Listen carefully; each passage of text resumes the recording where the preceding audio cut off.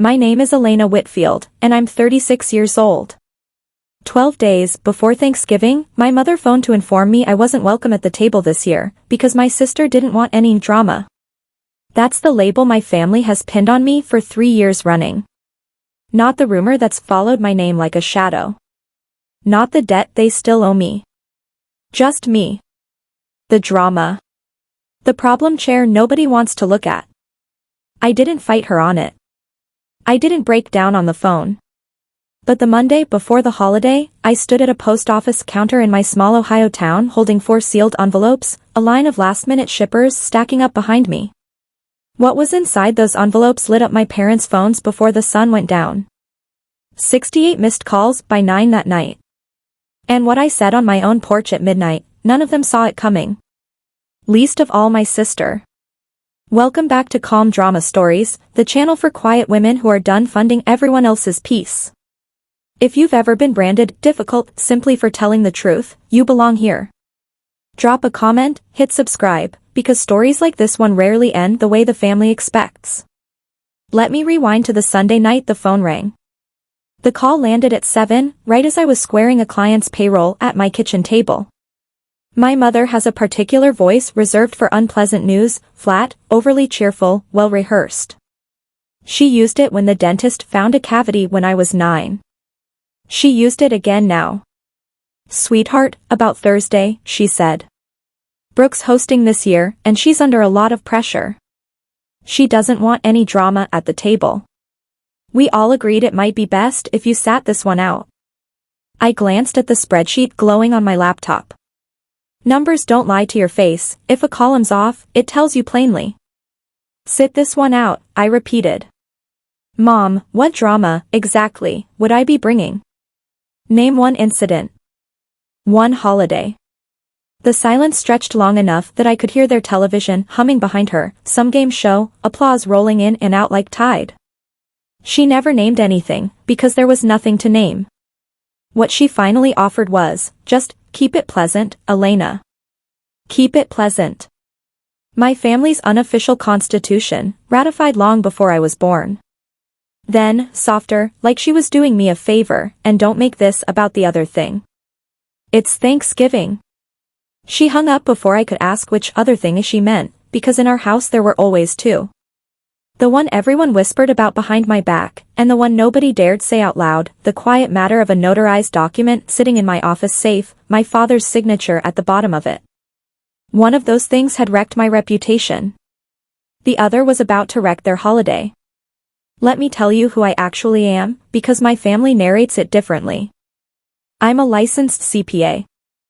I own a small 2-person accounting practice on Main Street in Maple Falls, Ohio, my name on the window, my office manager Priya at the front desk, 15 tax seasons behind me. Nobody gifted me any of it. I took night classes for my license while working full days, opened my doors at 29, and paid off my modest house by 34. I round to the nearest dollar. My family rounds to the nearest good story. 4 years ago, my father's heart failed in a parking lot, emergency bypass surgery, 11 days in the hospital, and a mountain of bills stacked on a mortgage they'd quietly stopped paying months earlier. By October, the bank was throwing around the word of foreclosure. My parents never directly asked for help. They simply talked about losing the house, loudly, at every Sunday dinner, aimed squarely at me, until I did what I always do, drained my savings, took out a line of credit, and wrote them a check for $52,000. And because that's who I am, I did it the right way, a notarized promissory note, modest interest, $400 a month. My family found this hilarious for the better part of a year. Only Elena would make her own parents sign paperwork. Only Elena would treat family like a client file. But my father signed it at my kitchen table, reading glasses perched on his nose, and for 13 months the payments came like clockwork. $400, the first of every month. 13 payments. $5,200 total. Then, 3 winters ago, the checks simply stopped. And nobody in my family ever brought up the loan again. You should ask why. The answer has a name, and it starts with my grandmother. Grandma Ruth was my mother's mother, and she was the only person in that family who ever saw me as more than free labor. She spent her final 4 years at Willow Creek, an assisted living facility 2 towns over, her decision, made with her spine perfectly straight. I raised my daughters already, she told us. I'm not auditioning to be anybody's chore. Her hands had developed a slight tremor by then, so she asked me, not my mother, not my Aunt Diane, to hold her power of attorney and manage her finances. You're the only one in this family who can read a bank statement without moving your lips, she told me, and laughed until she coughed. Every Thanksgiving of my adult life, I roasted the turkey in Grandma Ruth's cast-iron pan, heavy as a manhole cover, seasoned by half a century of her kitchen. She'd handed it to me herself, in front of the whole family, the year her wrists finally gave out. Everyone else raised their glasses and toasts. I manned the oven door. That was our arrangement, and honestly, I loved my half of it. One November, while I basted the bird and she supervised from her chair, cane hooked over the counter's edge, she watched my mother rearrange the seating chart for the 3rd time that hour and said, quietly, just to me, "You don't owe anyone a seat at a table, honey. Remember that." I didn't understand her then. I filed it away the way you file a receipt you don't think you'll need. Her checkbook lived in a small locked drawer at Willow Creek, signed in and out through the front desk, because I insisted on that, too. Remember the checkbook. It matters more than anything else in this story. 3 years ago in September, I sat down to reconcile Grandma Ruth's quarterly statements against her facility billing, exactly as I did every quarter. The numbers wouldn't balance. I ran them again. And a 3rd time, with a printout and a highlighter, my stomach turning cold and staying cold. $9,400 had left her personal account over one summer, a series of checks written from her own checkbook, 2 of them large, the rest small, none of them mine, none matching any invoice from the facility. I did exactly what I'd tell any client to do. I flagged it in writing to the bank that same afternoon. I called my mother, then my Aunt Diane, and told them plainly.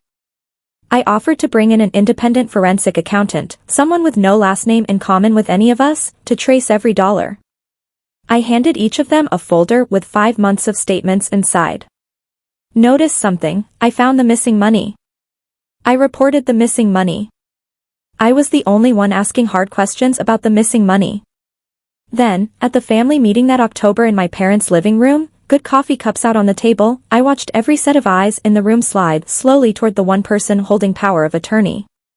My sister Brooke, perched on the arm of my mother's chair, hand resting on her shoulder like a saint in a stained glass window, said the sentence that would cost me the next 3 years of my life.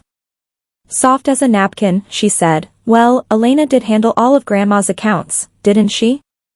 I'm not accusing anyone. She never accused anyone. That was the genius of it." She lit the fuse and walked out of the room. A lie like that doesn't sprint. It seeps. By Halloween, Aunt Diane had repeated Brooke's little non-accusation to both of my cousins, adding her own polish. By Christmas, a woman from my parents' church squeezed my mother's hand in the fellowship hall and said she was praying for the family's troubles. In January, the state licensing board received an anonymous email raising concerns about my professional ethics, no name attached, no evidence, no actual complaint. The board dismissed it within 3 weeks. But the word investigation had already escaped into Maple Falls, and words like that don't die easily. They hibernate. I want to be clear about what I did that winter, because my family has since rewritten the record. I did not go quiet. I fought the way an accountant fights. I mailed every relative a full copy of Grandma Ruth's records, with a cover letter. I asked our estate attorney, Walter Briggs, to host an open family meeting where anyone could ask me anything, documents laid out on the table. My father declined on everyone's behalf. "This family isn't a courtroom," he said, as though I were the one dragging us into litigation, when really I was the one begging to be cross-examined. "Here's the trap nobody warns you about, the one I want you to really feel: you cannot clear your name when nobody will formally accuse you of anything." There was no charge to answer, no judge to convince, no court date where the truth got its turn to speak. There was only a whisper carrying my name from kitchen to kitchen like smoke sliding under a door. You can't cross-examine a whisper. You can only stand there holding your folder of bank statements while your own family decides, one casserole dish at a time, that the quiet sister with the spreadsheets probably did something with Grandma's money. Grandma Ruth passed away 2 Marches ago, at 89, in her sleep, inside the very facility I made sure was paid in full down to the last cent. I don't have adequate words for that loss, so I'll give you the paperwork instead, because that's exactly where my vindication went to die quietly. Her estate moved through probate. Walter Briggs prepared the final accounting, every single transaction I'd ever made under that power of attorney, itemized and matched to a receipt or invoice. The court reviewed it and approved it. In black ink, on the public record, my stewardship balanced to the penny. The missing $9,400 was listed too, in careful legal language, unauthorized withdrawals from the resident's personal checkbook, source undetermined. Copies went to the estate's beneficiaries, my mother and my Aunt Diane.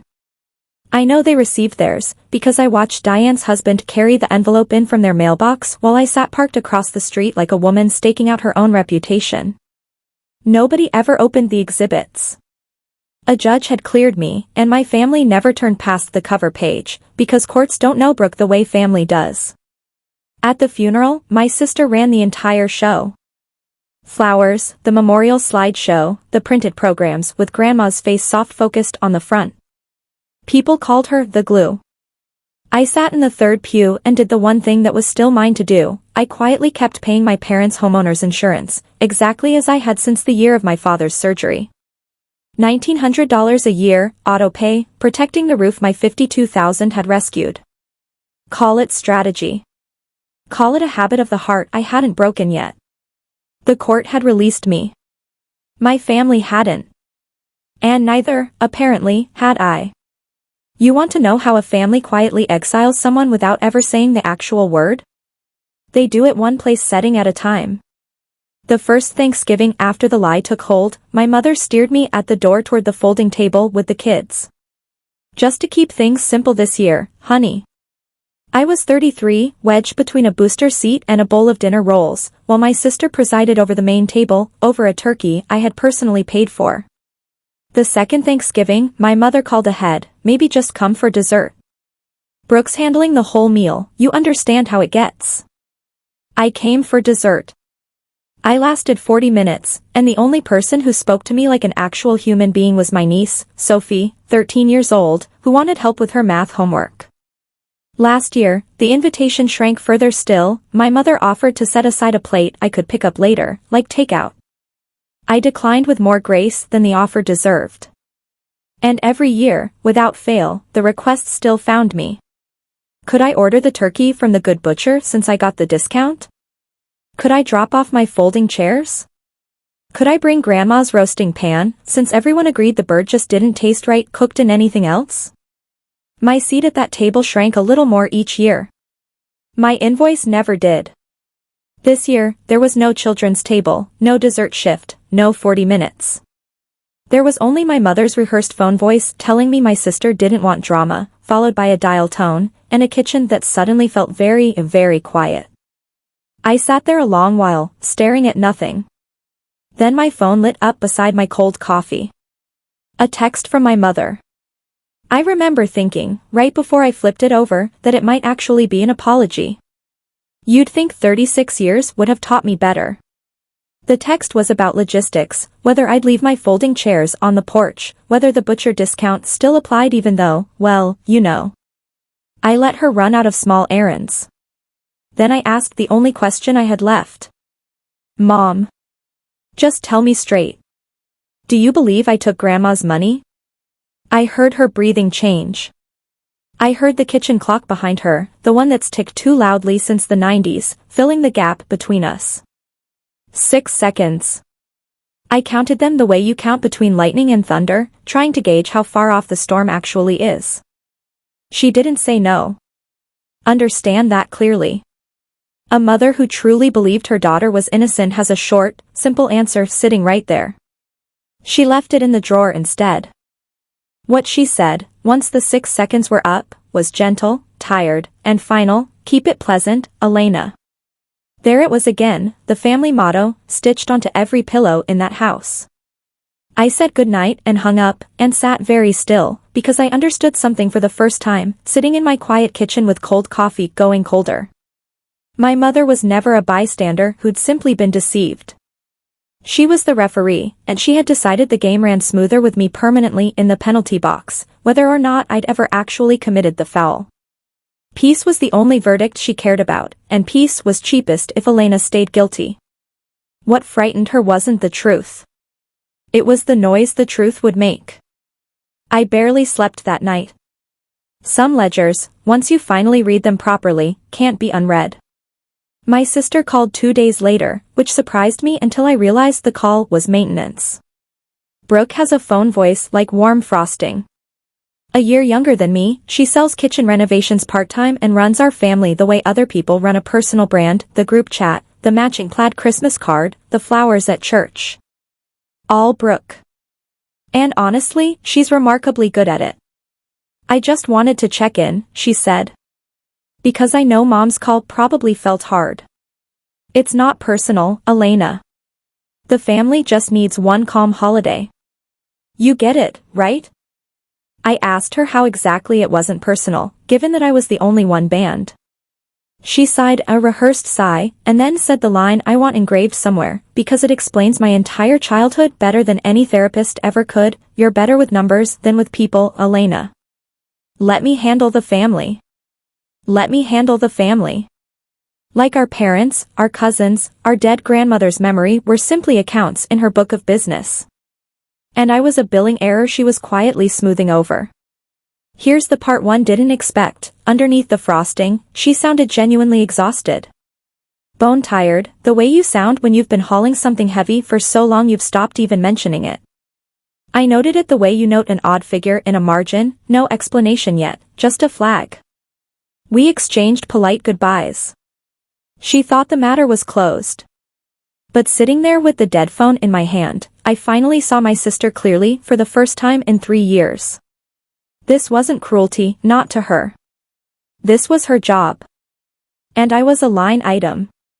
Before I tell you what showed up on my porch that week, tell me, has your family ever chosen a good story over a plain bank statement?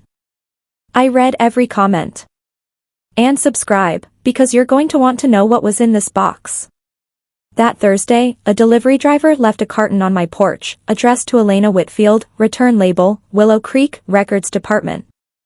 I stood over it with scissors in hand and couldn't make the first cut.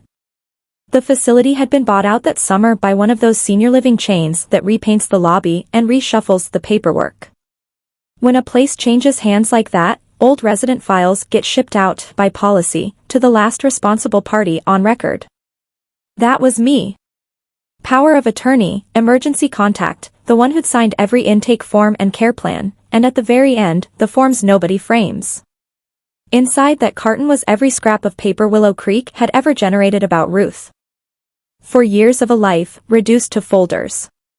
I wasn't ready to bleed again that particular week. Quarterly filing season was in full swing, my client list was stacked to the ceiling, and I'd just been uninvited from my own family's table. So the box sat on my kitchen counter for 5 days, brown and patient, like a witness waiting to be called. I'd walk past it at night, coffee in hand, and feel it watching me. On some level, I think I already knew. Boxes like that never arrive empty-handed. While the box waited, my family got busy online. There's a group chat called Whitfield Thanksgiving, complete with a little turkey emoji, that's existed for 9 years. I helped set it up on my mother's phone myself. That Monday morning, between a client's quarterly filing and a payroll run, I checked my phone and saw a notification stacked above my banking app like a small tombstone: you were removed from the group. No message. No goodbye, just the digital sound of a door being weather-stripped shut. Removed by whom, you ask? The group has exactly one administrator. She sells kitchen renovations part-time. That afternoon, Aunt Diane posted publicly on Facebook, publicly, mind you, the woman is friends with half the county, a little autumn leaves graphic captioned, so thankful for a peaceful family this year. God is good. 41 likes by supper time. I recognized at least 2 of those names as clients of my own firm, and one as a woman who'd hugged me at Grandma's funeral. My sister's husband, Marcus, dropped a laughing emoji on a completely unrelated text I'd sent Sophie asking what time she got out of practice. Bullies in a herd get sloppy. I want to be precise about what this felt like, because precision is the one thing I have. It didn't feel like heartbreak runs hot. This felt cold and administrative, like being deactivated.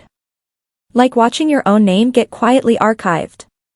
That night, the box from Willow Creek was still sitting there, brown and patient. I set down my tea, pulled the scissors from the drawer, and cut the tape in one long pull. Then I sat down slowly. Most of the box was ordinary and sacred all at once: care plans, menus Ruth had circled in pencil, a photo from a 4th of July cookout, her in a lawn chair with sunglasses on like a movie star. I worked through it folder by folder with tax season discipline, and near the bottom I found copies of the 2 largest checks, the same ones probate had already shown me images of, the ones that accounted for the biggest bite of the missing $9,400. I'd stared at them for 2 years. Ruth's handwriting leaned left. By that point in her life, it trembled to the right in small, sawtooth strokes. These signatures were smooth as a salesperson's. I knew exactly what I was looking at. Knowing isn't proving.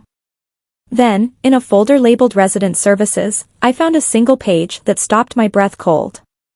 An incident report, dated June of the year the money disappeared. A staff member at the front desk had logged, in tidy blue handwriting, that the resident's granddaughter, Bea Whitfield Hughes, had signed out the resident's checkbook from the locked drawer and returned it on her next visit. There was a signature line for the family member. I know my sister's signature the way you know a scar. The date on that report sat 11 days before the date on the first large check. The second check followed 5 weeks later. Bank statements. Check images. A signed log with a name attached. For the first time in 3 years, the chain had no missing link. I sat at my kitchen table a long while, not triumphant, just quiet, doing the saddest arithmetic of my life. And at the very bottom of the box was Ruth's recipe card for turkey brine, ink faded pale as a bruise, salt, brown sugar, orange peel. Her handwriting there didn't lean left. I was still sitting with that incident report the next morning when my mother texted. I'll give you the message exactly as it arrived, because I've reread it enough times to have it memorized. Leave Grandma's roasting pan at the back door Wednesday morning. Brooke is hosting. Don't come in. It'll just upset everyone. Keep it pleasant. Read that again slowly, the way I did. Not, how are you? Not, this is hard for us too.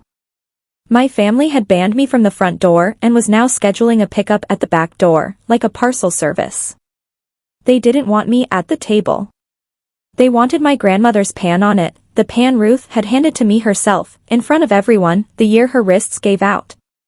They wanted it left unattended on a step before anyone arrived, so no one would have to suffer the sight of me holding it. I walked to the cabinet and lifted the pan out with both hands, the way you lift a sleeping child. Cast iron doesn't care about gossip. It weighs exactly what it weighs. I stood in my kitchen holding 50 years of my grandmother's Thanksgivings, staring at the box of records on my table, that incident report sitting on top like a verdict nobody had bothered to read into the record. And something in me finished a calculation it had been running for 3 years. I set the pan down right beside the box. The evidence and the inheritance, side by side. And for the first time in a long time, the math in my house was clean. The pan stays, I said out loud to no one. And so does everything in that box. The next morning, I called a number I'd kept in my desk drawer for a year and never dialed.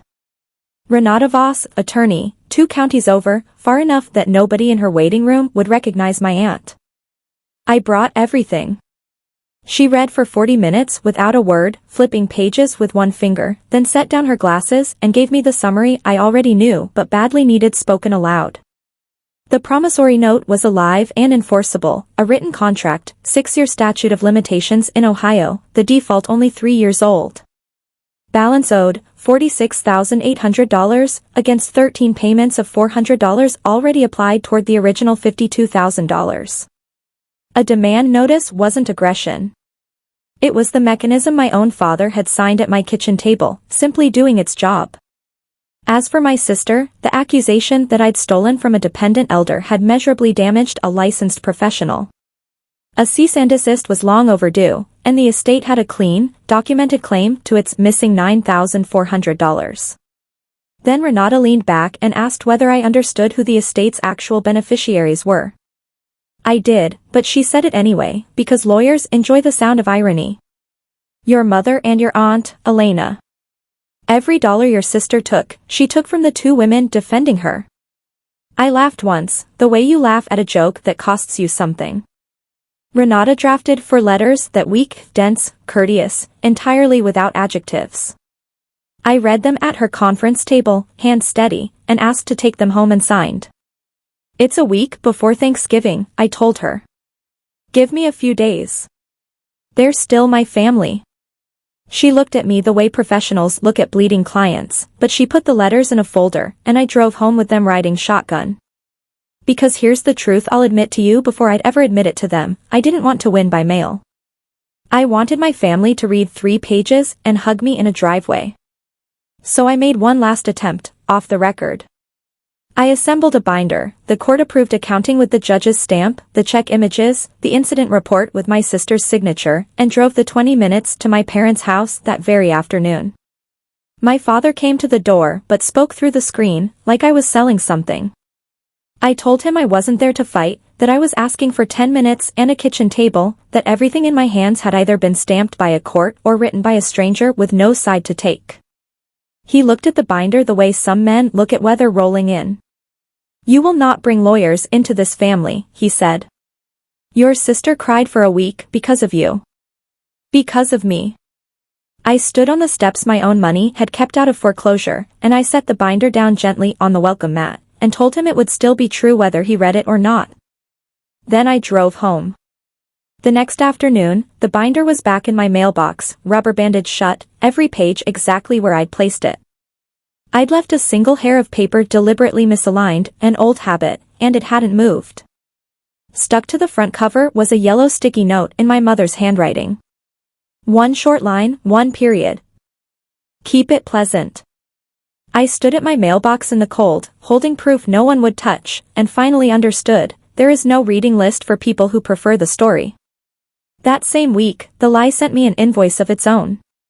The Carters, 6 years my clients, a lovely retired couple whose taxes I could practically do in my sleep, came in together, which is never a good sign, and sat with their knees pointed toward the door. They were moving their business to a firm in Westfield. No complaints about the work, they were quick to clarify. The wife studied her purse and said, kindly, horribly, we heard things at church. I'm sure it's nothing, but at our age, we can't afford question marks. 3 years of somebody else's whisper, now billing me directly, in my own office, under my own name on the glass. I thanked them for 6 years and walked them out. I did not defend myself, because a defense would have confirmed there was a trial. That same evening, my sister posted her Thanksgiving collage, gold script over an autumn plaid background, grateful for a drama-free table this year. 200 reactions and climbing. And there, buried in the comments between the praying hands emojis and hearts, a woman from church wrote the line that finally made my decision for me, every family has one. Bless you for protecting the peace. Every family has one. I sat with my thumb hovering over the screen and let the words settle. I didn't comment. I've never once tried to outfight my sister on her home field, because you cannot outstory a storyteller. The crowd is hers. The lighting is hers. The edit is hers. But I know a field she's never played on. It has certified mail and return receipts and a judge's stamp. And the lighting there is fluorescent, and very, very honest. The final straw arrived at $1,900. Saturday night, with the returned binder still sitting by my front door, my mother left a voicemail. I listened to it twice, because the first time, I genuinely thought I'd misheard. She didn't ask how I was. She didn't mention the binder she'd mailed back like a rejected casserole dish. She reminded me to leave the pan at the back door before 10 on Wednesday, since Brooke liked to get the bird in early. Then, in the very same breath, in that same bright errand voice, oh, and honey, the homeowner's insurance bill came. $1,900, same as always. You'll take care of it like every year, won't you? Okay. Love you. Click. I stood in my kitchen and actually smiled, which frightened me a little. Banned from the table and billed for the house in the same 7 days. They had, without meaning to, finally written it all down in one place, exactly the way I'd been begging them to for years. We do not want you. We want what you carry.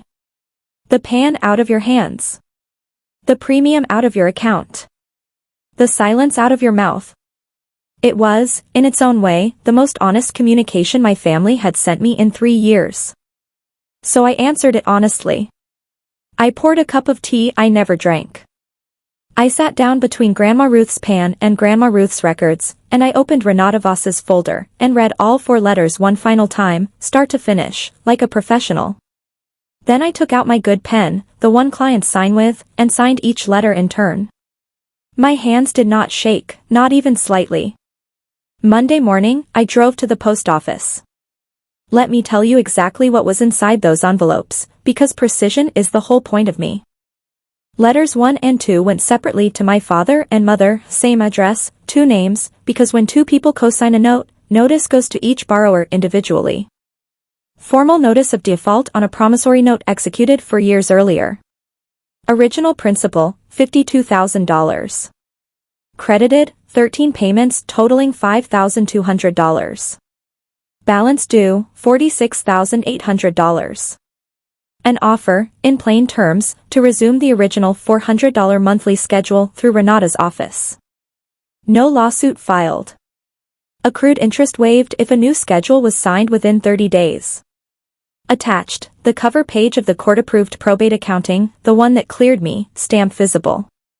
And one further notice, effective at renewal, I would no longer be covering their homeowner's insurance. Letter 3 went to my sister, a cease and desist regarding statements accusing me of theft from a dependent elder, statements that had measurably damaged a licensed professional.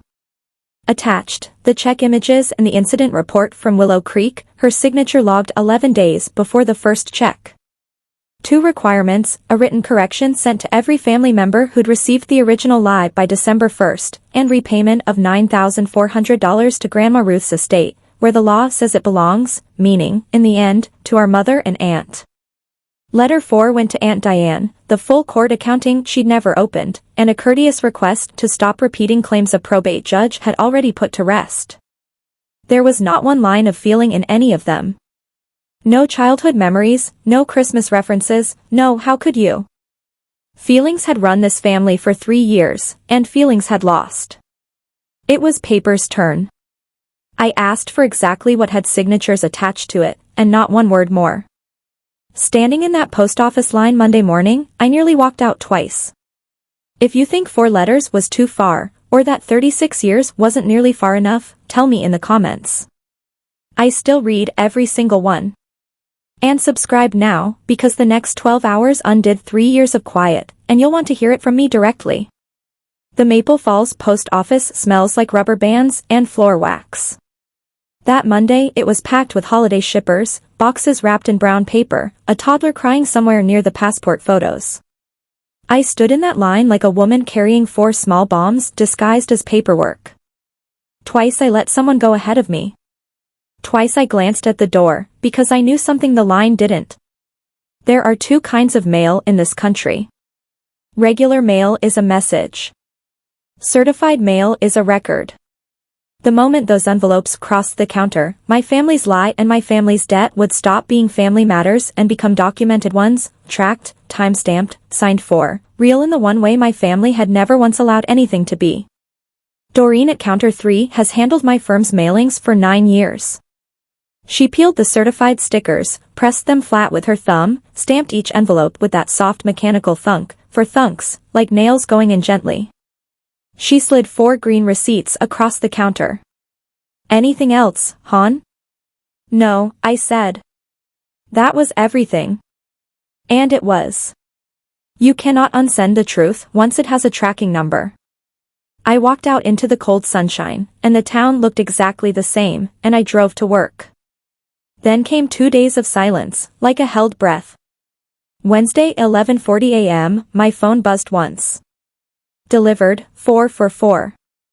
I looked at that notification the way you watch a wave you can see coming from a long way off. I had a client in the chair, a nice man with a landscaping business and a shoebox of receipts, so I flipped the phone face down and kept working. By 12:15, my mother's photo lit the screen. I let it ring. It rang again before the first voicemail chime had even finished. By the time I walked my client out at 1 o'clock, there were 9 missed calls. By 3:22, and the texts had started stacking like hail on a windshield. Aunt Diane, all caps, how dare you? She is your mother. A cousin I hadn't heard from in 2 years, wow. At the holidays. Marcus, my sister's husband, showing his whole hand in one line, this is low even for you, Elena. Even for me, an interesting phrase from a man whose 11 unemployed months I could now account for almost to the day. My father called 4 times in a row at 4 o'clock and left no message any of the times. By 6, the counter read 41 missed calls. I sat in my quiet office after Priya went home, watching the phone buzz itself in slow circles on the desk like something dying. And I felt, honestly, calm. Scoured, and calm. At 6:40, buried in the avalanche, one text arrived that was different from all the others. Sophie, my 15-year-old niece, all lowercase, Aunt Elena, is it true about the checks? I saw the letter on the counter. Is it true? I didn't answer her. Not yet. Priya came back at 8 with takeout and sat with me at my kitchen table, because that's what a real friend does, shows up and doesn't perform anything. By 9, the counter stopped at 68 missed calls. 68. My family hadn't called me 68 times in the previous 3 years combined. We ate, and I played the voicemails on speaker, spaced out like tastings of something bitter. My father, early and at full volume, lawyers, Elena. Lawyers. Your own mother and father. Call me tonight. My mother, later, smaller, crying in that careful way she has where the tears never smear her words, honey, please. Whatever this is about, we can talk after the holiday. Just, please, honey. Keep it pleasant. Even then, even at the very bottom of everything, the family motto, worn smooth as a river stone. Priya noticed what I'd noticed, and said it out loud through a mouthful of noodles, she's not asking if it's true. Nobody's asked you if it's true. Nobody ever had. Not once, in 3 years. The last voicemail of the night came at 9:40, and it was Brooke. I sat up straight, because my sister's voice, the frosting voice, the brand voice, had a crack straight down the middle of it. No script. Short. Elena. Call me before they see the rest. Please. Before they see the rest. Not, it's not true. Not, how could you? Her first instinct, with the walls coming down, was inventory. What else does she have? I set the phone down and looked at Priya, and neither of us said anything. At 11:52, headlights swept slowly across my front curtains and stopped. A car door, then 2 more. Then my doorbell, which almost never rings after dark, rang twice. I opened the inner door but left the storm door shut, then thought better of it, stepped out onto the porch in my cardigan, arms folded against the cold. 3 of them stood under the yellow porch light. My father in his good coat. My mother with a tissue already balled in her fist. My sister half a step behind, like a campaign manager at a bad press conference. Marcus stayed in the car with the engine ticking, a silhouette behind glass, watching, not listening, which, if you think about it, summed up my entire family in one image. Priya slipped past them to her car with a small nod. Nobody returned it. My father opened at full volume, because volume has always been his starting position. Family. Blood. We raised you. Lawyers, at the holidays. What kind of person? I let it wash over me like weather. When he finally stopped for breath, I said the first thing I'd said all night, level and quiet, you're on my porch at midnight, Dad. I've been outside the door for 3 years. We've all stood in the cold. That took something out of him. Fury needs a screaming partner, and I wasn't auditioning for the role. He glanced at my mother, then down at the welcome mat, the same mat where I'd set the binder he wouldn't read. When he spoke again, bargaining had crept into his voice, which in my father is the sound of fear. Look, tear up the letters. Tear them up, come Thursday, and we'll forget this ever happened. There it was. Not an apology. An offer. They hadn't driven 20 minutes at midnight to say sorry. They'd come to negotiate. My mother stepped forward, reaching for my hands, ready to put the real price on the table. But before she could speak, Brooke stepped into the light. And for the first time in 3 years, I saw my actual sister, not the brand. The porch bulb is unkind. She looked tired the way old plaster looks tired, hairline cracks showing under the paint. You think I wanted Grandma's money, she said quietly. No frosting anywhere in it. Marcus was out of work 11 months. We were 2 missed payments from losing the house. Nobody knew, because nobody was ever going to know. You want to know what I did with it? Groceries. The mortgage. Sophie's braces. Glamorous, right? She pulled her coat tighter, and the next part came out like a creed she'd recited her whole life. I keep this family looking like a family. The cards, the tables, the photos, the church, all of it. That's me. Nobody pays me for it. You wrote checks. I wrote the story. And the story needed the money to have gone nowhere. It needed quiet. You were already the one they wondered about, the one with the accounts. So it just went to you. You have no idea what the story costs. I stood there in the cold, and for one honest moment I understood my sister completely. The same house that had taught me to buy my place with checks had taught her to buy hers with appearances, and hers ran on the same fear mine did.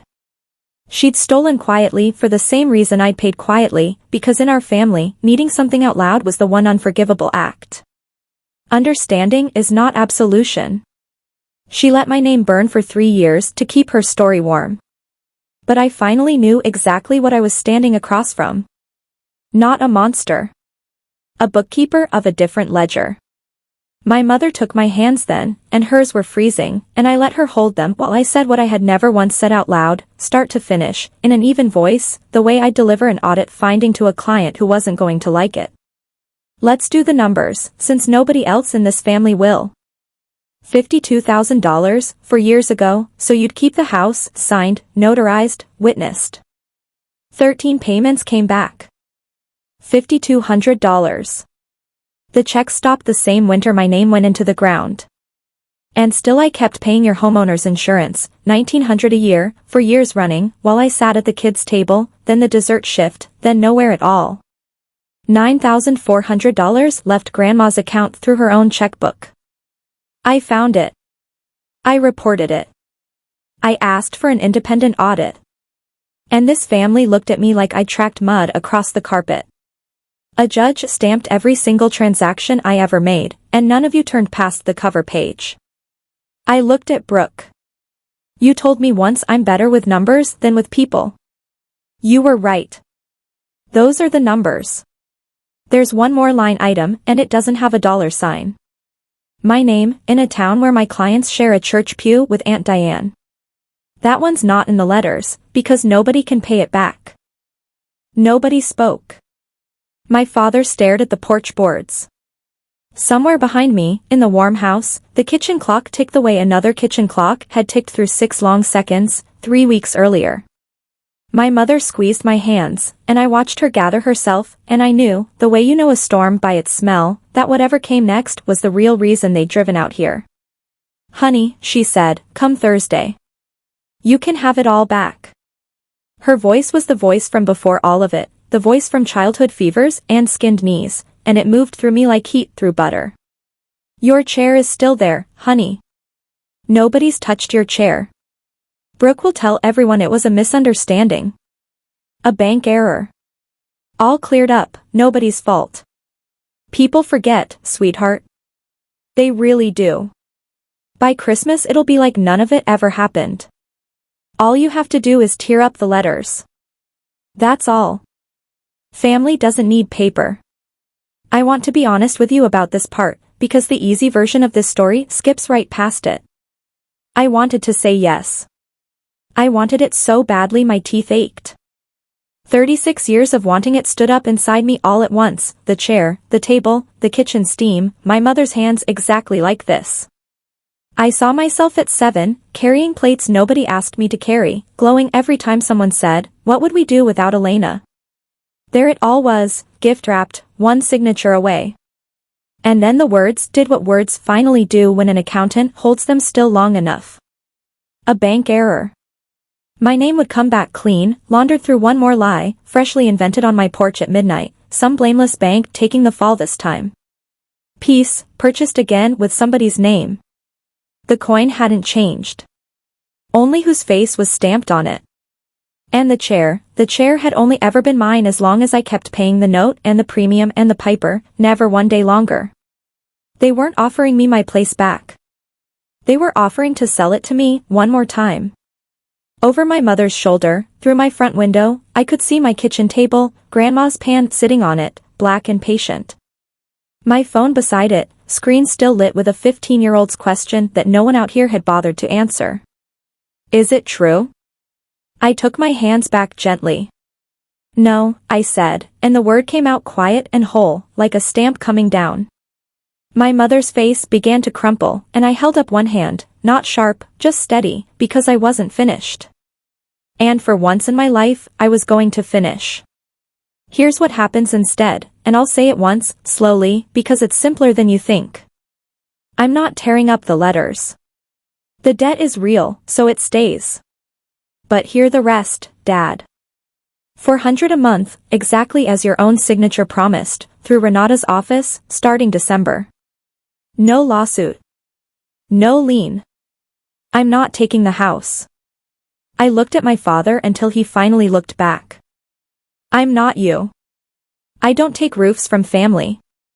I just stopped donating mine. Then, to my mother, the insurance is yours now. It always should have been. And to Brooke, chin lifted, campaign face fully assembled, I almost admired it. Your letter goes out by December 1st, to every person who got the other version. The true one. Not a bank error. The truth, in your handwriting, through Renata's office, or everything in that envelope gets read into a public record instead of a Christmas card. Your choice. It was always your choice. My mother was crying freely now, the careful tears finally gone messy, and she said the thing mothers say when the price finally lands on their own side of the table, "Why are you doing this to us at Thanksgiving? Why can't you just..." She didn't finish. We both heard the next 3 words coming, and neither of us could bear to hear them twice.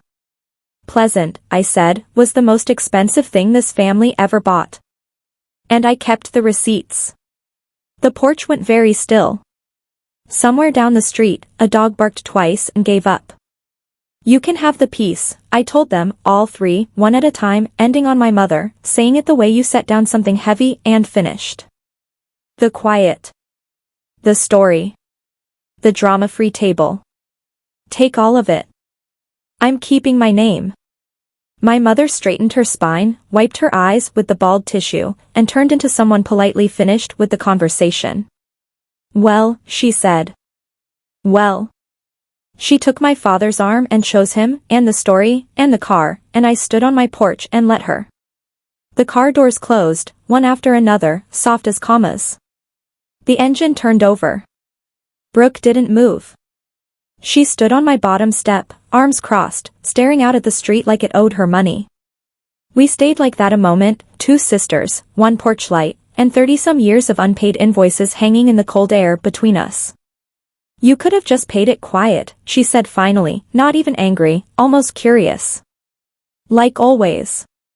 You'd have been back at the table by Easter. That's how it works.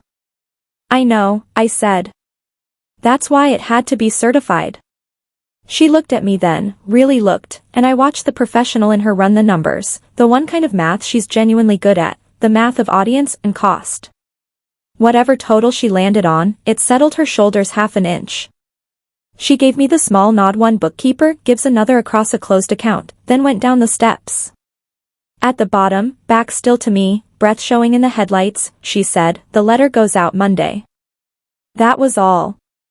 Not sorry. Not, you were always the strong one. My sister has never once apologized in her life, and I'd have distrusted it if she'd started on my porch. But a commitment with a date attached, from Brooke, that was practically a signature. She got in the car, and my family backed out of my driveway and drove off to salvage what was left of their pleasant holiday. I stood there until the taillights turned the corner, then went inside, closed the door, and turned the deadbolt. The sound it made was small and enormous at the same time. 12:47, said the kitchen clock. I wasn't even slightly tired. Here's what I did in the first hour of my new life. I took Grandma Ruth's roasting pan off the table and set it on the stove, exactly where it has always belonged. I pulled the recipe card from the bottom of the records box, salt, brown sugar, orange peel, her handwriting faded pale but leaning honestly to the right, and I made the brine at 1 in the morning, in my quiet kitchen, in the pan they'd tried to schedule for a backdoor pickup. Steam rose. The house smelled like every good November of my childhood. Except this time, nobody was going to hand me a coat and a casserole dish and send me on the long drive home. Then I picked up my phone and finally answered the one message that had deserved an answer all along. Is it true? I typed, deleted, typed again, and in the end sent her the plainest thing I had, because 15 deserves plain, it's true, sweetheart. And you are always welcome at my table. Always. She wrote back in 4 seconds flat, the way only teenagers can, or a single heart. And I knew it then. I finally sat down at my table, steam ghosting up behind me, and let myself understand exactly what I'd bought that night, and exactly what I'd paid for it. For 36 years I'd believed, somewhere underneath all the spreadsheets, that steady payments equaled steady love, that if I just kept every account in this family current, someday the statement would come back marked, paid in full. Beloved. Brooke believed the exact same thing about her stories. 2 frightened bookkeepers, 1 house, 2 different ledgers. Well, she was right about me, in the end.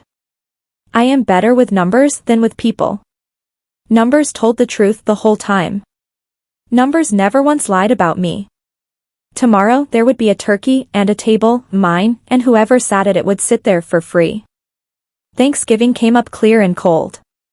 I roasted a 14-pound bird in Grandma Ruth's pan for a table of 5, Priya and her husband, Mrs. Alvarado from next door, alone since spring, me, and 1 empty chair I set on purpose, because you never know. At 2 o'clock, the doorbell rang. There on my porch, cheeks red, breath steaming, a grocery bag clutched like contraband, stood Sophie. Mom thinks I'm at Hannah's, she said. I brought rolls. The empty chair had an owner by 2:05. She ate 2 full plates, told Mrs. Alvarado all about her braces coming off, and washed the roasting pan afterward without being asked, standing at my sink in her socks. And if you think I made it through that afternoon without stepping into the pantry once to collect myself, you're overestimating accountants. The following Monday, Brooke's letter went out exactly as promised. I got my copy Wednesday. 2 cold lines, no apology anywhere in them. The questions about Grandma's accounts were not Elena's doing. I was responsible for the withdrawals, and I am repaying the estate. Signed, Brooke. As a document, it was a masterpiece of minimalism. As a correction, it was enough, certified, in her own hand, to every mailbox that had received the original lie. The first week of December, an envelope arrived from Renata's office. My parents had signed the schedule, and enclosed was the first check in 3 years, $400, memo line blank. My father used to write house on every one, back when he still wrote them. The blank line was its own small message, and I chose to read it as a beginning. Mid-December, the Carters came back, sheepish, carrying their shoebox of receipts like a peace offering. The wife said only, "We heard." Well. We heard. That's how it goes in a town like mine. The wind doesn't apologize. It just changes direction. Aunt Diane hasn't said a word to me, not so much as a hello. But I'm told she's stopped saying things about me too, which from Diane is practically a sonnet. My mother sent a Christmas card, Mom and Dad, printed, signed. The politest surface in the world, and nothing underneath it either of us is ready to say. I put it on the mantle anyway. She's still my mother. The truth is still the truth. Those two facts live in different houses now, and at 36, I've finally stopped trying to make them split the rent. Some Sundays the phone doesn't ring at all, and I won't dress that up for you. The quiet costs something. I paid for my name with my mother's voice, and there are evenings I stand at the stove and feel the exact weight of that bill.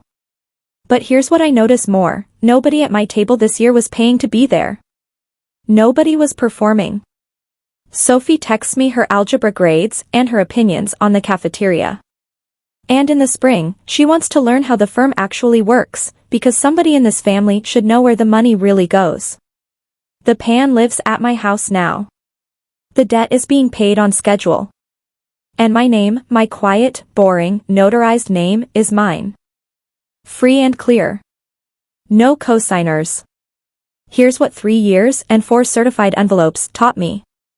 Peace that has to be purchased isn't peace at all. It's a debt, quietly collecting interest in somebody else's name.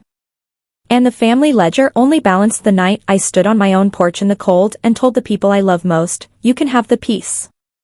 I'm keeping my name. 4 green receipts. 68 missed calls. A turkey brining in grandma's pan at 1 in the morning. That was the price of my name, and it was worth every cent. If you've ever paid and paid for a seat you were never really allowed to sit in, tell me your story in the comments. I read every one. And subscribe to Calm Drama Stories, because next week, another quiet woman stops paying.